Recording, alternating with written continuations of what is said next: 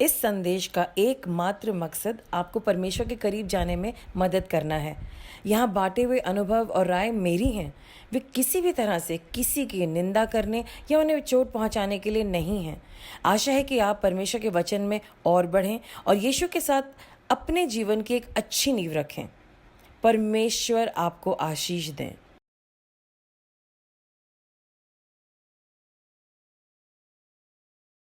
We are forever trying to learn how to pray. What is an effective prayer? हम लगातार सीखना चाहते हैं प्रार्थना कौन सी अच्छी है, इफेक्टिव प्रेयर क्या है जिससे कि रिजल्ट मिले।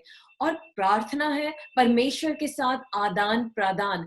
आइए हम लोग निर्गमन की पुस्तक उसके 19वें अध्याय से भी आज प्रार्थना के बारे में कुछ चीजें सीखें। Today let us learn something from exodus chapter 19. Let's learn a few nuggets and take away a few nuggets from there about prayer. Are you ready? Praise the Lord. आप लोग कैसे हैं? प्रार्थना का ये सिलसिला है और मुझे बहुत खुशी है आपको ये बताने के लिए कि जिस इंसान के लिए आप लोगों ने प्रार्थना करी थी, एक ब्रदर थे, वो काफी ड्रिंक कर रहे थे और काफी बीमार थे, बहुत बहुत बहुत सीरियस। और तब उनके पापा ने मेरा नंबर कहीं से लेकर के मुझे उनके बारे में बताया। मैंने उनके साथ भी प्रार्थना करी, आप सबको बोला प्रार्थना करने के लिए, आप सबने प्रार्थना करी और आज उनकी बहन का फोन आया और उन्होंने बताया कि वो काफी बेहतर है। ऑफ कोर्स जंग तो तब तक जीती नहीं जाएगी जब तक वो अपनी 100% आदत नहीं बदलेंगे। हम लोग ये भी प्रेयर करेंगे कि वो अपनी आदत बदलें और अब ड्रिंकिंग की तरफ मोटिवेट ना हो। लेकिन प्रेज गॉड, परमेश्वर हमारी प्रार्थनाएं सुनते हैं और हमें ये बात समझना बहुत जरूरी है कि बाइबल में प्रार्थना के बारे में क्या लिखा है। We need to understand what does the word of god talk about prayer. We need to have effective prayer in our lives, and when we look in chapter 19 of exodus, we have a few takeaways which we'll do right now. So let's just pray right now. परमेश्वर धन्यवाद इस समय के लिए क्योंकि आप हमें सिखाना चाहते हैं कि एक अच्छी प्रार्थना क्या है। प्रार्थनाओं से फर्क पड़ता है परमेश्वर, और वो प्रार्थना जो हम परमेश्वर पिता परमेश्वर को करते हैं, यीशु मसीह के नाम से अंत करते हैं और परमेश्वर की इच्छा अनुसार करते हैं। परमेश्वर आज इस चैप्टर से एक्सोडस चैप्टर 19 से आप हमें क्या उभार के लाना चाहते हैं, हमारा अगुवाई कीजिए। यीशु के नाम से मांगते हैं, आमीन। मैं हिंदी में पढ़ती हूँ, थोड़ी सी मुश्किल रहेगी मेरे लिए, but please don't mind, I will try. निर्गमन उसका 19वां अध्याय और मैं 12 तक पढ़ने के लिए जल्दी से कोशिश करती हूँ। इजराइलियों को मिस्र देश से निकले हुए जिस दिन 3 महीने बीते, उस दिन वे सीन के जंगल में आए। तब वे रपदीम के कूच करने सीन के जंगल में आए। तब उन्होंने जंगल में डेरे खड़े किए और वहीं पर्वत के आगे इजराइलियों ने छावनी डाली।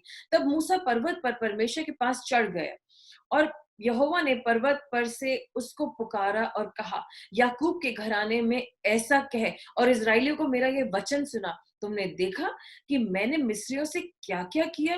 तुमको मानो उकाब पक्षी के पंखों पर चढ़कर उस पार ले आया। इसलिए अब यदि तुम निश्चय मेरी मानोगे, मेरी वाचा का पालन करोगे, तो सब लोगों में तुम ही मेरे निज घराने ठहरोगे। समस्त पृथ्वी तो मेरी है और तुम मेरी दृष्टि में याजक का राज्य और पवित्र जाति ठहरोगे।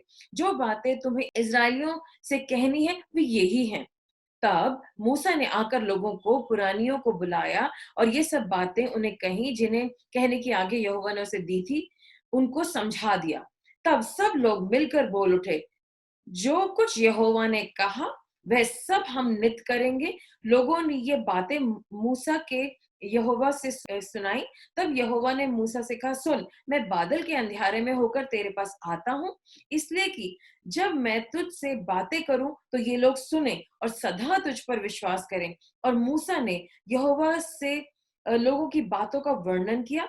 तब यहोवा ने मूसा से कहा, लोगों के पास जा और उन्हें आज और कल पवित्र करना और वे अपने वस्त्र धो लें और वे तीसरे दिन तक तैयार हो जाएं, क्योंकि तीसरे दिन यहोवा सब लोगों को देखते सीन पर्वत पर उतर आएगा। और तू लोगों के लिए चारों ओर बाड़ा बांध देना और उनसे कहना, तुम सचेत रहो कि पर्वत पर न चढ़ो और उसकी सीमा को न छुओ, और जो कोई पहाड़ को छुए वह निश्चय मारा डाला जाएगा। ये परमेश्वर का वचन है। परमेश्वर का वचन पढ़ना बहुत जरूरी। सॉरी, मेरी हिंदी कभी कभी थोड़ी सी अमिस हो जाती है, लेकिन मैंने हिंदी में से पढ़ा है। ऑफ कोर्स मैं हिंदुस्तानी में हिंदी पढ़ सकती हूँ, बट थोड़ी सी आउट ऑफ प्रैक्टिस हो जाता है। मैं यहाँ पर ये बात आपके सामने लेकर के आना चाहती हूँ कि अब इज़राइल के लोगों को जो इजिप्ट से, यानी कि मिस्र देश से निकाले गए थे, जिनको परमेश्वर ने खुद छुड़ाया है, वो लोग ऑलरेडी 3 महीने हो चुके हैं कि वो वहां से बाहर निकल चुके हैं। 3 महीने बहुत होते हैं। 3 महीने को ये भी कहते हैं, जब एक लेडी प्रेग्नेंट होती है तो कहते हैं फर्स्ट ट्राइमेस्टर। तो फर्स्ट ट्राइमेस्टर में बेबी की बहुत सारी डेवलपमेंट होती है। जब वो कुछ भी नहीं दिख रहा होता तो थोड़ा सा पता चलता है कि हाँ, बेबी अब एक फॉर्मेशन में है।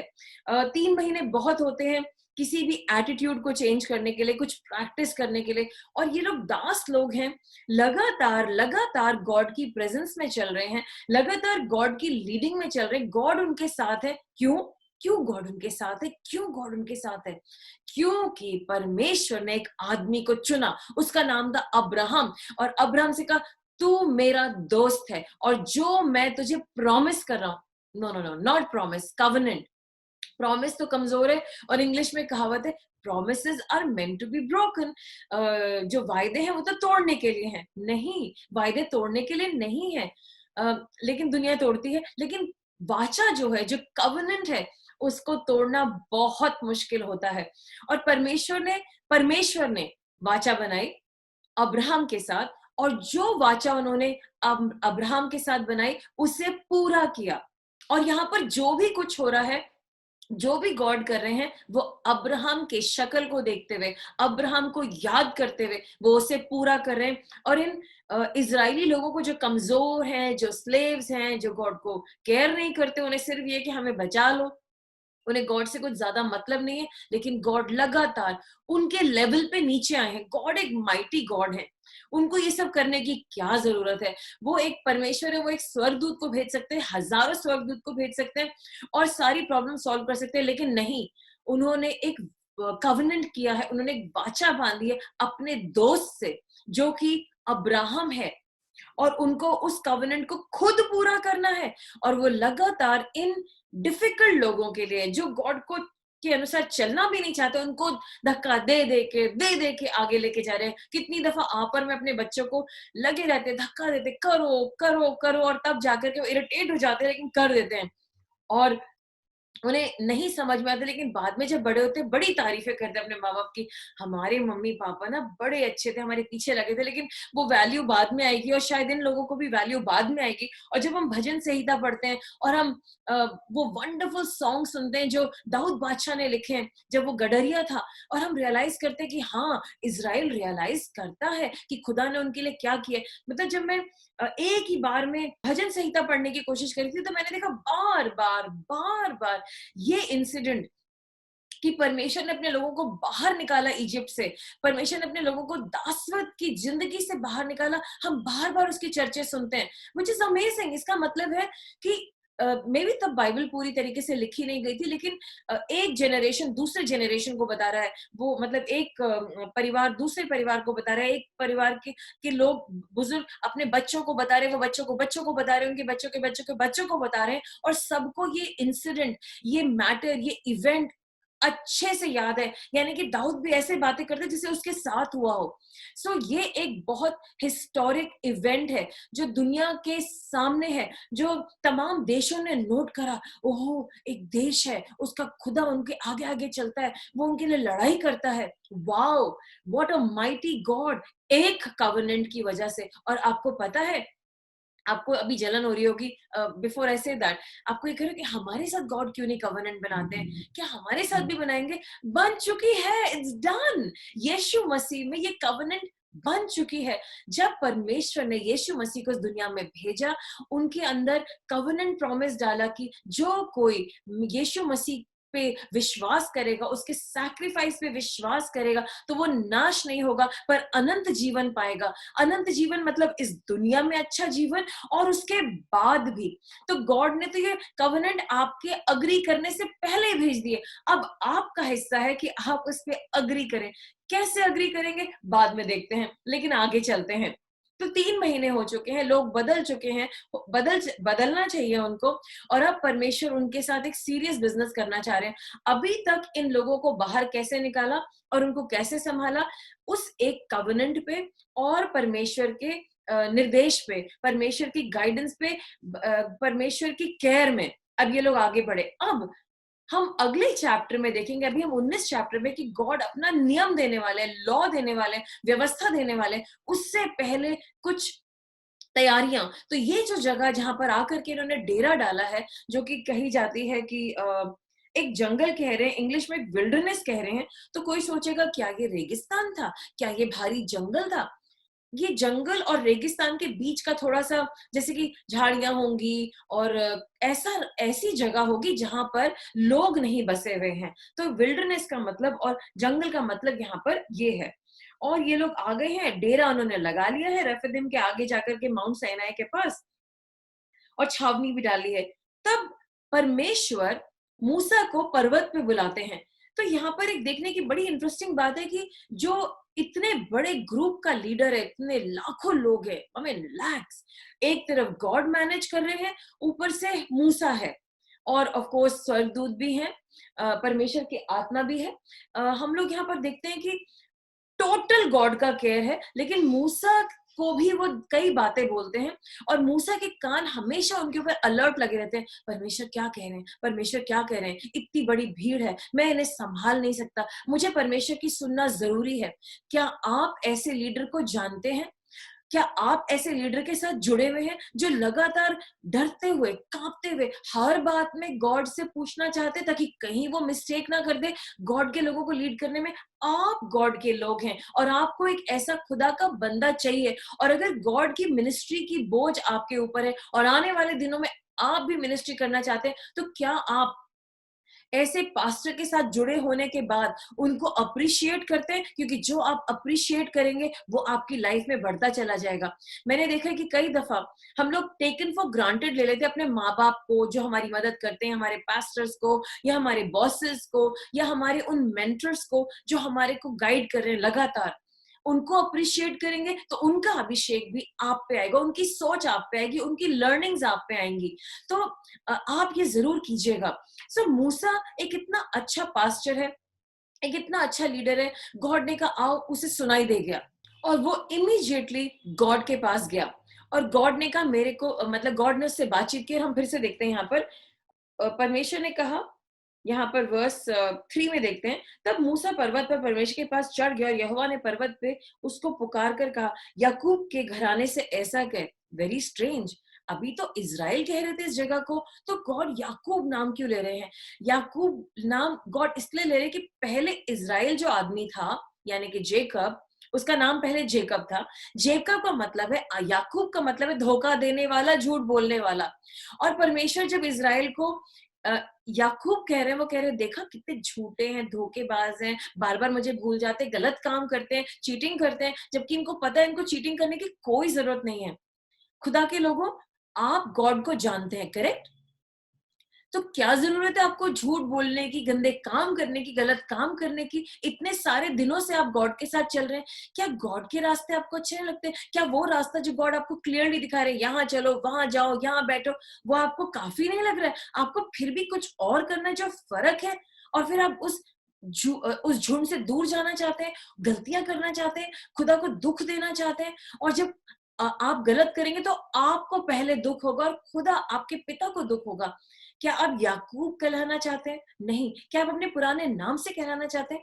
एक नया नाम परमेश्वर ने आपको दिया है। जब वो अब आपको देखते हैं, जब यीशु मसीह आपके दिल में, तो वो आपको यीशु मसीह के द्वारा देखते हैं, क्योंकि बाइबल कहती है in him I live and move and have my being. मैं यीशु मसीह में रहता हूँ, उन्हीं में मैं चलता फिरता हूँ। तो जब परमेश्वर स्वर्ग से हमें देखते हैं, वो हमें यीशु मसीह की तरह देखते हैं, लेकिन क्या हम वहां से कूद करके बाहर आ जाते हैं?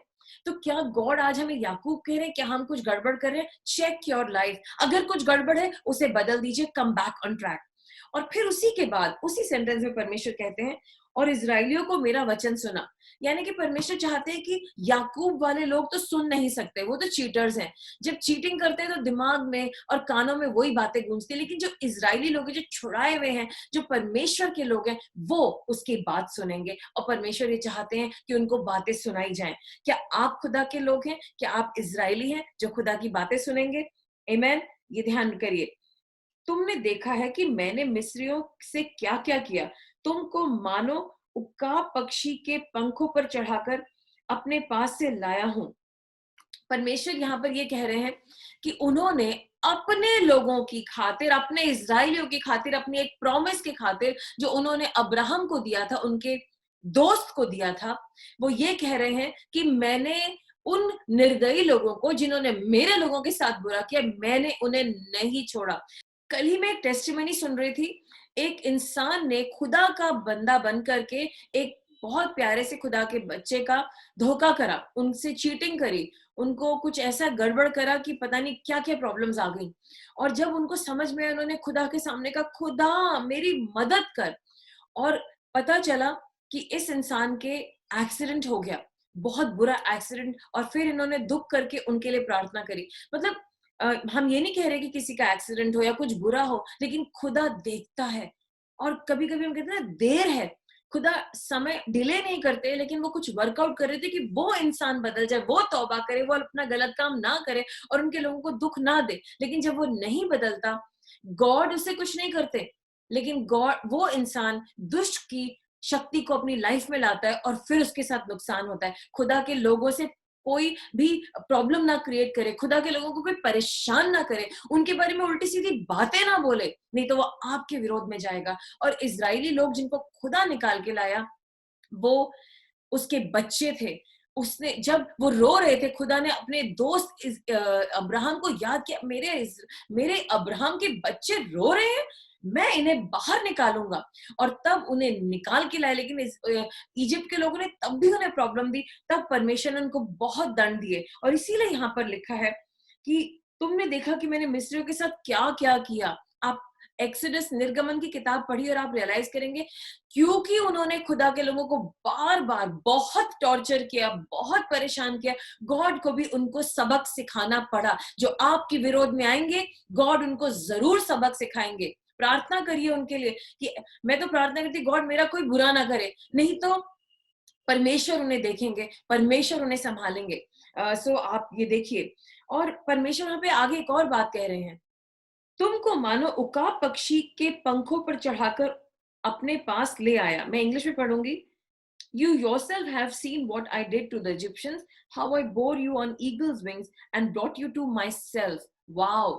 परमेश्वर ने इजरायली लोगों को उठाया और अपने पीठ पे रखा। आपको पता है उकाब जो है वो अपने बच्चों को अपने पंजे में नहीं रखता, वो अपने बच्चों को अपने पीठ पर छुपा के रखता है। और अगर उकाब को कोई मारने के लिए आ रहा है तो वो अपनी छाती पे गोली लेगा, लेकिन वो गोली उसके बच्चों को नहीं लगेगी। वो अपनी छाती पे तीर लेगा, वो तीर उसके बच्चों को नहीं लगेगा। ऑफ कोर्स परमेश्वर को नहीं लगेगा, लेकिन परमेश्वर की ये थॉट है कि मैं अपने बच्चों की रक्षा अपने अंदर करूंगा, अपने ऊपर करूंगा, तो वो उनको परों के ऊपर छुपा के लाए। और यही बात हम भजन संहिता 91 में पढ़ते हैं कि परमेश्वर एक जैसे एक मुर्गी अपने बच्चों को अपनी पनाह में ले लेती, अपनी शरण स्थान में लेती, वैसी परमेश्वर हमें अपनी शरण स्थान में ले लेते हैं और अपने अपने हाथों में छुपा करके रखते हैं। मेरे प्यारे बच्चे, प्रोटेक्ट करो इन्हें। गॉड खुद डायरेक्टली प्रोटेक्ट करते हैं हम लोगों को। तो यही बात है कि परमेश्वर ने अपने आप अपने बारे में बोल रहे हैं और वो ये कह रहे हैं कि मैं अपने बच्चों को अपने ऊपर चढ़ा करके उनको प्रोटेक्ट करता हुआ लेकर के आया हूं। और यहाँ लिखा है, इसलिए अब यदि तुम निश्चय मेरी मानोगे, तो मेरी वाचा का पालन करोगे, तो सब लोगों में से तुम ही मेरी निज घराने ठहरोगे, समस्त पृथ्वी तो मेरी है। तो यहाँ पर परमेश्वर ये समझाना चाहते हैं, जो बॉटम लाइन बात है, मेरी मानो, मेरी मानो, मेरी आज्ञा का पालन करो। आपको पता है बाइबल बार बार कहती है प्योर बन जाओ, पवित्र बन जाओ, साफ हो जाओ, क्लीन हो जाओ। कैसे होंगे क्लीन? कोई कहता है कि पवित्र का मतलब है सफेद कपड़े पहने। पवित्र का मतलब है कि ज्यादा बोलना नहीं। पवित्र का मतलब है कि किसी से लड़ना नहीं है। पवित्र का मतलब है वहां वहां नहीं जाना। ऑफ कोर्स ये सब बातें हो सकती हैं। कुछ लोग सिर्फ कपड़े पहनते हैं सफेद, वो उनकी मर्जी। Of course you can do that. कुछ लोग कहते हैं हमेशा ऐसे करना चाहिए, वैसे करना चाहिए, लोगों से लड़ना नहीं चाहिए। ऑफ कोर्स ये सब कैरेक्टर की बातें हैं। लेकिन परमेश्वर के सामने जो एग्जैक्ट डेफिनेशन है प्योरिटी की, वो है वो लोग जो उसकी आज्ञा का पालन करते हैं। आज्ञा का पालन। और परमेश्वर ऐसे लोगों को अपना बनाना चाहता है।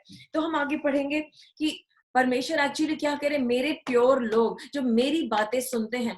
हम लोगों ने कई दफा देखा है हमारे मम्मी पापा में एग्जैक्ट गाइडेंस देते हैं, ऐसे करो ऐसे करो। हम कई दफा कहते हैं हम नहीं मान रहे, और हम चले जाते हैं अपने मन का करते हैं। बाद में हमें इतना दुख उठाना पड़ता है, वो चीज 100% फेल होती है जो हम चाहते थे। जो हमारे माँ बाप का अनुभव, माँ बाप का गाइडेंस कह रहा था, वो ही सही था। और फिर हम रो धो के मम्मी पापा के पास वापस आते हैं, उनको पता है, वो कहते हैं बोला था ना मैंने, पता था ना मुझे, ऐसे ही था ना ये। सो यू गेटिंग मी। तो परमेश्वर हमें जब कुछ गाइडेंस दे रहे हैं, उनको पता है कि ये बेस्ट वे है। कभी कभी जो हमें लॉन्ग कट लगता है, जैसे कि हम लोग कहते हैं चलो शॉर्टकट से चलते हैं, ये रास्ता छोटा है। लेकिन जो छोटा रास्ता है कभी कभी वो ही लंबा रास्ता होता है। और जो लंबा रास्ता है खुदा के साथ, वो ही छोटा रास्ता होता है। या जो मुश्किल है वो ही आसान होती है, और जो आसान लग रहा है वो ही मुश्किल होता है। जो इजी लाइफ है, जो पूरी दुनिया फॉलो कर रही है, वो सबसे डेंजरस और खतरनाक लाइफ है, और लोगों को बहुत ही मुश्किल जिंदगी में ले जाती है, और वो बहुत दुख उठाते हैं। लेकिन जो मुश्किल जिंदगी जिसमें कहते हैं नहीं ये हम नहीं कर सकते, वो सबसे इजी जिंदगी है, क्योंकि हम उसमें से सारी दुनिया के प्रलोभन से बाहर आते हैं, सारे अट्रैक्शन से बाहर आते हैं, सारी गलत चीजों से बाहर आते हैं। तो परमेश्वर की आज्ञा का पालन करना बहुत जरूरी। परमेश्वर चाहते हैं कि हम उनकी आज्ञा का पालन करें, तो हमें भी वो चाहना है जो गॉड चाहते हैं, कि हम उनकी आज्ञा का पालन करें। और जब हम उनकी आज्ञा का पालन करते हैं, वो हमारे लिए काम करता है, और खुदा की हर बात हमारे लिए लगती है। जो इज़राइल की पहली प्रेयर थी इजिप्ट में, हे परमेश्वर हमें बचा ले, हे परमेश्वर हमारी मदद कर, ये सारी चीजें जो हो रही हैं, उस प्रार्थना का जवाब है। अगर आप भी यहाँ चिल्ला रहे हैं, हे परमेश्वर मेरी मदद कर, हे परमेश्वर मेरी मदद कर, वो समय आने वाला है कि परमेश्वर आपको आपकी प्रॉब्लम से निकालेंगे। आपको 3 महीने तक आपके माइंड को रिलैक्स कराएंगे, रियलाइज कराएंगे, ट्रॉमा निकालेंगे, दुख निकालेंगे आपके अंदर से, और फिर आपको तैयार करेंगे। चलो देखो मैंने तुम्हें निकाला, तुम्हारे अंदर से सारा दुख निकाला, सारा टेंशन निकाला, बार बार तुम्हें दिखाया कि मैं फेथफुल हूं, मैं तुम्हें प्यार कर रहा हूं, और अब देखो तुम तैयार हो गए हो मेरे नियम लेने के लिए। अभी अगर आप कई दफा वीडियोस देखते हैं जिसमें कि कोई ऐसा बेसहारा जानवर है, चाहे वो कोई भी जानवर है, गाय को छोड़ दिया किसी ने, या डॉग्स को सड़क पे छोड़ दिया है, फिर जब कुछ लोग उनको रेस्क्यू करते हैं, बचा के लाते हैं, पहले वो जानवर उनको ट्रस्ट नहीं करते, फिर वो दूर से रह करके उसको हेल्प करते हैं, उसको रियलाइज कराते हैं कि हम तेरा नुकसान नहीं कर रहे, हम तेरे साथ हैं। और धीरे धीरे करके उस जानवर का ट्रॉमा निकल जाता है, और तब हम उसे हेल्प करते हैं ढलने के लिए कि क्या उसके लिए सही तरीका है। क्योंकि जो जानवर पुराने लाइफस्टाइल से जी रहा था, उसको ये नया अच्छा लाइफस्टाइल नहीं पता किसी घर में, तो उसको सिखाना पड़ता है, यहाँ जा सकते हो, यहाँ नहीं जा सकते, ये कर सकते हो, ये नहीं कर सकते। आप मानेंगे नहीं, मेरे घर में भी एक डॉग है जो कि हमने रेस्क्यू किया था। वो स्ट्रीट डॉग था, और हमने कुछ ज्यादा नहीं सिखाया उसको, लेकिन वो काफी लो मेंटेनेंस डॉग है, कुछ ज्यादा परेशानी नहीं। लेकिन उसको कम से कम 3 या 4 साल लगे उस सदमे से बाहर आने के लिए, जब उसके साथ मौत वाली घटना हुई थी कि वो मर जाता। उसको इतना समय लगा, और अब वो इतना कॉन्फिडेंट है, उसको किसी चीज से डर नहीं लगता, और वो कभी भी घर में गंदा नहीं करता घर। लेकिन अगर कभी बहुत इमरजेंसी हो गई है और वो ठीक नहीं फील कर रहा, बहुत बहुत रेयर केसेस में अगर उसको टॉयलेट जाना है और दरवाजा नहीं है खुला, या हमने नहीं खोला, तो वो जाकर के भी टॉयलेट में ही जाके टॉयलेट करता है। और like it's he is got this little thing, उसको हमने नहीं सिखाया। बट अगर बाहर रहेगा सड़क पे तो वो अलग है, घर में it's just a training, it's a toilet training, it's a discipline. और तब हमारे लिए इतना मुश्किल नहीं होता उसको मैनेज करना। बट ऑफ कोर्स वो ऐसा बहुत ही इमरजेंसी के समय पे करता है, तो हम उसको फिर से बताते हैं, no this is not what you do, ऐसा नहीं करना है। वो नहीं करता। So you getting me. ये सारे it's a different culture. Street dog घर के अंदर कैसे बिहेव करेगा, ये लोग जो स्लेव्स हैं स्ट्रीट डॉग से भी बदतर, जो दास थे उनका जानवरों की तरह था, लेकिन परमेश्वर ने उनको 3 महीने ट्रेन किया। और अब वो उनको कहने, अब मैं तुझे नियम बताने जा रहा हूँ। आज किसी बेटी ने मुझे फ़ोन करा, मैम मैं भी स्टेज पे खड़े होकर के कुछ करना चाहती हूँ। तो मैंने कहा बेटा पहले तुम सीख तो लो, पहले तुम गॉड को तो समझो, पहले अपने कैरेक्टर तो बिल्ड करो। बहुत सारे जवान बच्चे, बहुत सारे यंग लोग या जो नए-नए यीशु को जानते हैं, वो एकदम से फेमस होना चाहते हैं। उन्हें कुछ करना है, किसी को दिखाना है और माइक पकड़ना है और स्टेज पे करना है। लेकिन उन्हें ये नहीं पता कि जो स्टेज पे खड़े हैं, उन्होंने क्या-क्या बैटल में से होकर के गुज़रे हैं। उनको परमेश्वर को कई सालों ताना पड़ा। अ, मेरे को भी कई सालों सीखना पड़ा। I mean may be 25-30 years. आज जब मैं आपके सामने बोल रही हूँ 30 साल की ट्रेनिंग के बाद, मैंने ट्रेनिंग नहीं ली कहीं से, परमेश्वर ने मुझे दबाया, नीचे करा। मैंने अपने कैरेक्टर को बिल्ड करा। मैं ये नहीं कहती मैं 100% परफेक्ट हूँ, अभी भी गिर जाती हूँ। लेकिन परमेश्वर ने बहुत मुश्किल से मुझे इस काबिल बनाया कि मैं आपके सामने आ सकूं। इट टेक्स टाइम, जल्दी नहीं करनी है हमें। हमारी सबसे बड़ी प्रेयर ये नहीं है कि प्रभु मुझे भी आपके लिए ना खड़े होकर के माइक लेकर के प्रचार करना है। आपकी सबसे बड़ी प्रेयर होनी चाहिए, परमेश्वर आपका राज्य मेरी जिंदगी में आए, मेरा कैरेक्टर बदल जाए, मैं बिल्कुल बदल जाऊं, और मेरे को आपको जब इस्तेमाल करना मैं तैयार हूं। ऑफ कोर्स जब तक आप स्टेज पे माइक लेके खड़े नहीं हो सकते, आप या चर्च में कुछ नहीं कर रहे हैं, आप अपनी कहानी किसी को तो बता सकते हैं। You can tell your story to someone, you have a story, और आपकी स्टोरी से जिंदगी बदल जाएगी। आप उन्हें हमारे पास लेके आइए और हम उनकी भी मदद करेंगे कि उनका कैरेक्टर बिल्डअप हो। जब मैं यंग थी, मेरा एक गोल था, मैं बहुत फेमस हूँ, लाखों लोग कहे वाह वाह क्या लड़की है। अब मुझे रियलाइज होता है मुझे फेमस नहीं होना है, मुझे कुछ भी नहीं चाहिए। इनफैक्ट कई दफा जब मुझे मिनिस्ट्री में आना पड़ता है, अकेले करना, गॉड पता नहीं मुझे क्यों चुना है, मुझसे नहीं होगा ये सब। होगा, मैं स्पीकर रह चुकी हूँ, लेकिन मुझे कुछ नहीं करना है, मतलब मैं गॉड के अनुसार ही करना चाहती हूँ।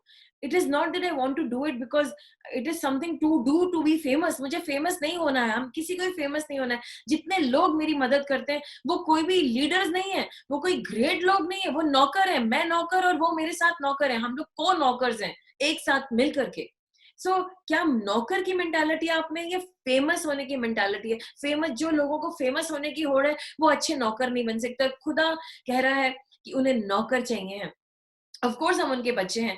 जब हम स्वर्ग जाएंगे, वहां सिंहासन होगा खुदा का, और गॉड हमारा न्याय कर रहे होंगे और वो हमारा काम देखेंगे। गॉड कहेंगे, एंजल्स आएंगे, गॉड इन्होंने ये भी करा, ये भी करा, इसको लेके आए, उसका दुख था उसके लिए ये लेके आए, ऐसे करा वैसे करा, इतने लोगों को चर्च लेके आए, उनकी मदद करी, उनको ये करा। खुदा क्या बोलेगा? Well done my good and faithful servant. तब उस वक्त वो आपको ये नहीं बोलेंगे well done my good and faithful Ashima, my leader. वो ये नहीं बोलेंगे, वो कहेंगे well done Ashima, well done my good and faithful servant Ashima. तो मतलब नौकर बनना पड़ेगा पहले। हाँ, दुनिया में लीडर बनना है स्वर्ग जाने के लिए, हायर जाने के लिए, लेकिन गॉड के किंगडम में उल्टा है, आपको और नीचे जाना पड़ेगा। आपको परमेश्वर हर तरह से टेस्ट करेंगे। जब आपका कैरेक्टर बन जाएगा, जब प्रभु देखेंगे, वो आपको माइक के साथ स्टेज पे लेकर के आएंगे। तो बहुत बड़ी ज़िम्मेदारी है।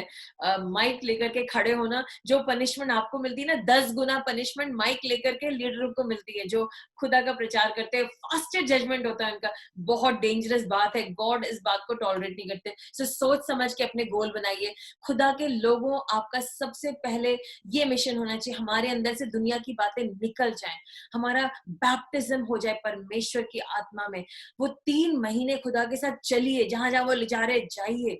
3 महीने, एक्चुअली 3 साल हो सकते हैं। इन लोगों को तो 40 साल लग गए सुधरने में, 40 इयर्स, इससे पहले कि वो खुदा के राज्य में पहुंच पाए, वो लैंड। मुझे 30 साल लगे, हो सकते हैं 30 साल, या तो 10 साल थोड़े जल्दी हो गया मेरे साथ, लेकिन गॉड आपको सुधारेंगे। आमेन। उनके साथ चलते रहिए। और हम आगे पढ़ते हैं।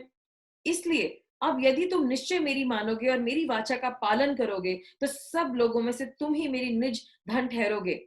Among all the peoples and all the earth is mine, you will be my treasured possession.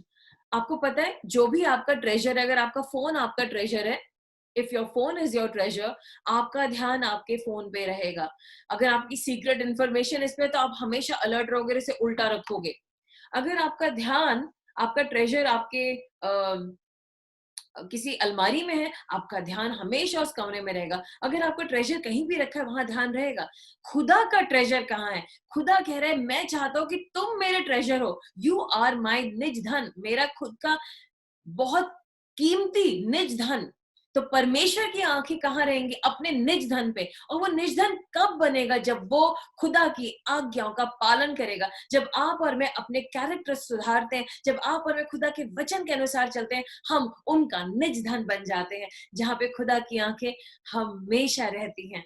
तो आप चाहते हैं आपकी प्रार्थनाएं सुनी जाए? क्या आप परमेश्वर का निज धन है? क्या आप चाहते हैं कि आप प्रभु का निज धन बन जाए? आइए मेरे साथ आप प्रार्थना कीजिए। परमेश्वर, हम मानते हैं कि हम आपके बच्चे हैं, लेकिन हम आपके अनुसार नहीं चलते, आपकी आत्मा के अनुसार नहीं चलते। हमें बदल दीजिए परमेश्वर। हम आपकी आज्ञाओं का पालन करने वाले, ताकि हमारी प्रार्थनाएं भी सुनी जाएं, ताकि आपकी आंखें हमेशा हम पे लगी रहे, क्योंकि हम यीशु मसीह में आपका निज धन है। हमारे को आपने खरीदा यीशु मसीह के लहू के द्वारा। आपने यीशु मसीह के बलिदान के द्वारा हमें अपना बना लिया। यीशु मसीह हमारे सारे पापों को माफ कर दीजिए, हमारे दिल में आ जाइए और हमें अपने साथ खड़ा कर दीजिए। धन्यवाद कि हम आपका निज धन है। और जैसे जैसे हम आपका वचन सुनते जाएंगे, समझते जाएंगे, अपने चरित्र को इम्प्रूव करते जाएंगे, हम चमकते जाएंगे और भी कीमती हो जाएंगे। Thank you God. यीशु मसीह के नाम से मांगते हैं, आमीन। Praise God. परमेश्वर आपको अपना निज धन कह रहे हैं। You are his personal treasure. He wants to keep you close to his heart. Please, वो आपको अपने दिल के साथ रखना चाहते हैं। उनके वचन में चलते जाइए, उनकी आज्ञाओं का पालन करते जाइए, और भी पवित्र होते जाइए, और भी कीमती होते जाइए। जितना पवित्र सोना उतना कीमती, जितने पवित्र आप उतने कीमती आप। और परमेश्वर आपकी हर बातों को सुनेंगे, उनकी आंखें हमेशा आप पे लगी रहेंगी। His eyes will be always on you. So keep refining yourself by obeying God. आपसे मिलते हैं बाइबल स्टडी में, जो हम कल कर रहे हैं। उसकी आईडी हम यहाँ पर शेयर कर रहे हैं आपके साथ। ये लिखी है, आप इसे देख लीजिए। और प्लीज हमें 8 बजे कल ज्वाइन करिए। और साथ में संडे को आप हमारे को जूम पे ज्वाइन कर सकते हैं, जो दूर रहते हैं। और बाकी आप सबका स्वागत है होटल मोहन अशोक विहार, सुबह 10:30 बजे। I love you. Let's celebrate the joy of the Lord. Amen. इसी के साथ मैं आपकी इजाजत लेती हूँ। प्रेज द लॉर्ड और जय हिंद।